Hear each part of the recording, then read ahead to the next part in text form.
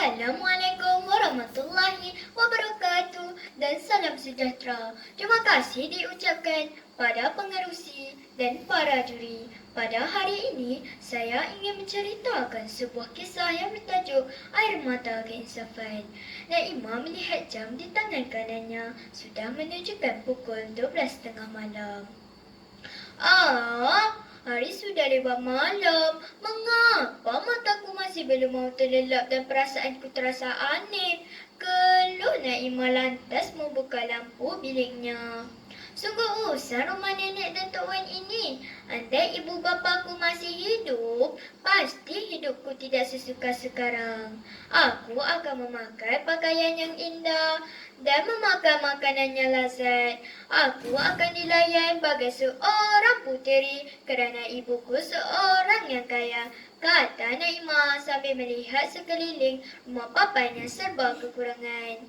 Jika hujan, akan banjirlah rumah ini kerana bumbung rumah sudah banyak yang bocor. Sementara mataku masih belum mau terlelap, lebih baik aku menghabiskan membaca buku yang aku ambil dari Aisyah, fikir Naimah, terus mengambil beg sekolahnya dan mengeluarkan buku ceritanya. Dia tersenyum sendirian mengingati wajah masam Aisyah. Kak, janganlah ambil buku itu. Itu buku pemberian daripada ibu saya. Saya sayangkan buku itu, rayu Aisyah bersungguh-sungguh. Ambil buku lain? Baiklah, aku akan ambil semua buku cerita ini. Terima kasih memberi aku semua buku cerita ini. Aku amat menghargainya, kata Naimah tersenyum sambil merampas buku-buku di tangan Aisyah dan sahabatnya Khadijah. Tetapi Kak, pulangkanlah buku yang Kak ambil tadi. Saya sayangkan buku itu, rayu Aisyah lagi. Kau kan anak orang kaya, belilah lain. Marah Naimah, dia langsung tidak menghiraukan tangisan air mata yang membasahi di pipi Aisyah. Tetapi Kak, buku itu pemberian daripada ibu saya, kata Aisyah lagi. Apa aku kisah? Kata Naimah berlalu pergi setelah menolak Aisyah jatuh tersungkur. Naimah terkenal di sekolah sebagai seorang pelajar yang kaki buli dan nakal.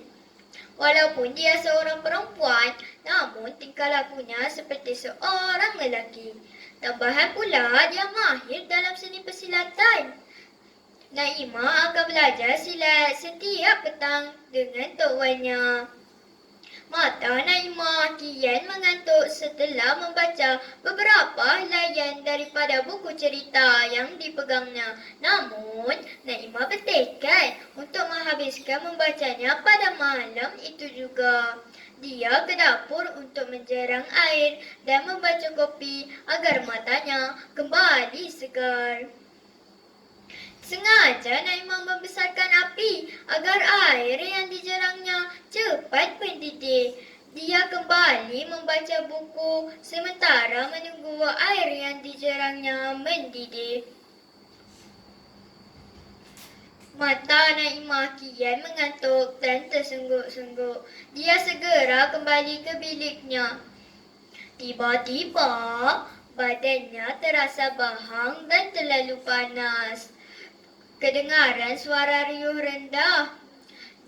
Naimah dapat menangkap beberapa suara yang memanggil namanya. Napasnya terasa sesak. Bajunya basah bermandikan peluh. Dia membuka matanya perlahan-lahan. Dia melihat ke kiri dan ke kanan. Matanya peti dan berair akibat dimasuki asap yang memenuhi ruang rumah papanya sedang dijilat api. Tolong, nenek, Tok Wan, tolong saya, jerit Naimah sekuat hati. Jantungnya berdegup kencang, terbayang di fikiran, hanya mati sahaja. Hatinya diselubungi rasa sedih dan pilu. Hatinya diseliputi rasa menyesal. Dia dapat merasakan jika dirinya diumpankan ke dalam neraka kerana dosa-dosa yang dilakukannya. Dia, Naimah mengingati dirinya yang banyak menyakiti hati orang di sekelilingnya, terutamanya nenek. Neneklah insan yang bersusah payah membesarkan dirinya setelah ditinggalkan oleh bapanya. Dia suka mencuri, merampas dan mengambil hak orang lain. Dosa dan pahala tidak pernah dia fikirkan.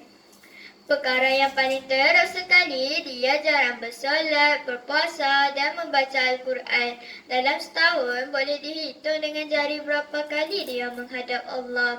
Dia menjerit lagi, namun jeritannya tiada siapa yang dengar kerana suaranya tersekat di kerongkong. Tubuhnya menggeletar melihat api yang kian membara.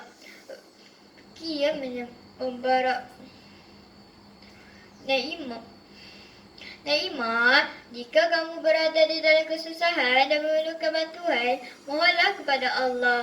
Allah akan membantu hambanya yang memerlukan bantuan dan yang berada di dalam kesusahan. Tergiang-giang di telinganya pesanan Tok Wan. Ya Allah, aku menyesal atas segala dosa-dosaku. Ya Allah, ampunilah aku kerana telah melupakanmu di saat aku senang, kata Naimah sambil memeluk erat Al-Quran.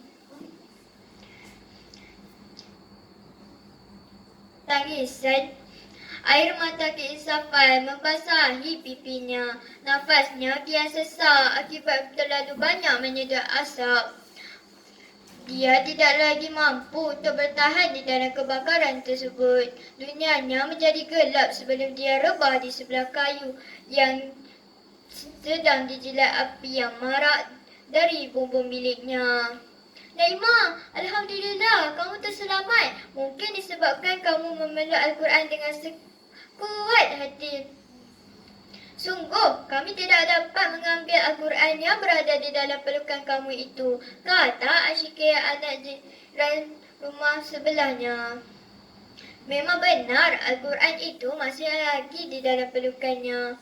Alhamdulillah, syukur kerana Allah telah menyelamatkanku dan memanjangkan umurku serta memberi peluang untukku bertaubat dan sujud kepadamu, Ya Allah. Ya Allah, mulai hari ini aku berjanji pada diriku sendiri untuk menjadi insan yang berguna. Dari cerita ini kita boleh belajar. Kita boleh mendapatkan pengajaran seperti kita mestilah bersabar dengan dugaan hidup. Tak bersabar dengan dugaan hidup. Jangan membuli insan yang lemah, taat perintah agama, dan akhir sekali kita mestilah menghormati orang yang lebih tua. Sekian, wabillahi taufiq wal hidayah. Wassalamualaikum warahmatullahi wabarakatuh.